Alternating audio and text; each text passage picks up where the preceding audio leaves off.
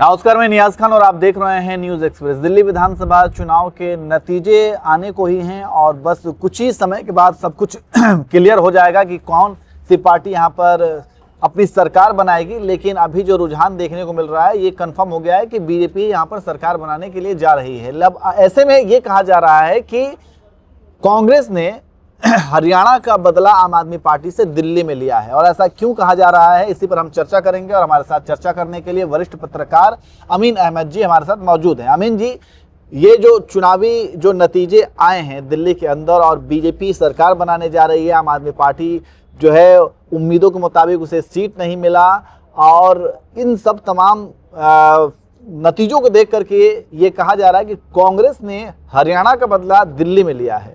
तो ये किस आधार पर कहा जा रहा है और इसमें कितना फैक्ट आपको दिख रहा है? नहीं, बिल्कुल ये पूरा फैक्ट है। अरविंद केजरीवाल की राजनीति जो है हमेशा से ये रही है कि वही सबसे अच्छा है, वही सबसे सब कुछ ठीक करते हैं। तो चूंकि कांग्रेस के पास भी तो अस्तित्व बचाने की रणनीति रही है।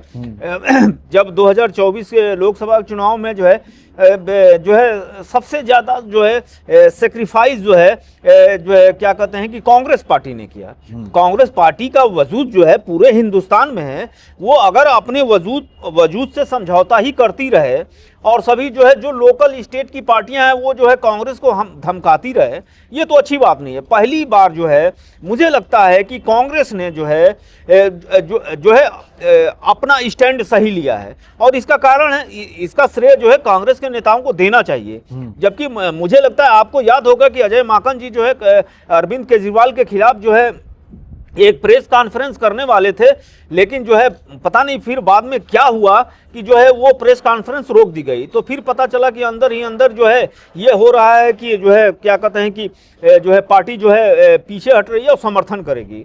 तो फिर कई राजनीतिक विश्लेषकों ने ये बात कही कि कांग्रेस पार्टी जो है हारती नहीं है, वो खुद अपनी हार की जिम्मेदार है। और इसका एनालिसिस में ये कहा गया कि अगर कांग्रेस पार्टी को आम आदमी पार्टी जो है पंजाब में हरा सकती है, पंजाब में प्रतिद्वंदी है, हरियाणा में सीट न देने के कारण और इनकी वोट बैंक कई ऐसी सीटों पे जहां पे जो मार्जिन रही है 400-500 जो सीटें आई है हरियाणा में बीजेपी की जो तीसरी बार रिकॉर्ड जीत बनी है, जहां पे सारे सर्वेक्षण ये कह रहे थे कि जो है भूपेंद्र सिंह हुड्डा की सरकार बनेगी, वहां पे आम आदमी पार्टी ने ही 2000, 3000, 1000, 4000, 5000 वोट काट के कांग्रेस पार्टी को वहां सरकार नहीं बनने दी। जिसका इसके साथ साथ आप गुजरात में देखिए, गुजरात में भी वही हुआ।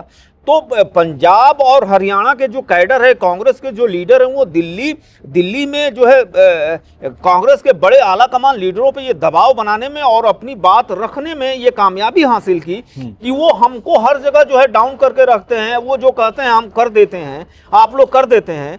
तो क्या ये कैसे हमारी पार्टी का अस्तित्व बचा? ये तो हमारे लिए अस्तित्व का ही खतरा है। फिर बाद में आपने देखा होगा कि राहुल गांधी पूरे फॉर्म में आ गए, शीश महल पे हमला किया, फिर जो है दिल्ली के यमुना की स्थिति के बारे में वीडियो डाला, हर जगह प्रेस कॉन्फ्रेंस की, संदीप दीक्षित के पक्ष में डोर टू डोर उन्होंने कैंपेनिंग की, वो सारी तमाम चीजें की, जिसका नतीजा ये हुआ। और पंजाब से हरियाणा से जो लोग आम आदमी पार्टी से खार खाए हुए थे, वो पिछले 2 महीने से जमे हुए थे यहाँ पे, और जिसका नतीजा ये हुआ कि आम आदमी जो है कांग्रेस पार्टी ने जो है आम आदमी पार्टी को बता दिया कि अगर आप जिद कर सकते हो, आपको इतना मनाएंगे, आपको 2 से 3 सीटें हरियाणा में मिल रही थी, ले आप जिद कर रहे थे नहीं 10 सीटें दो।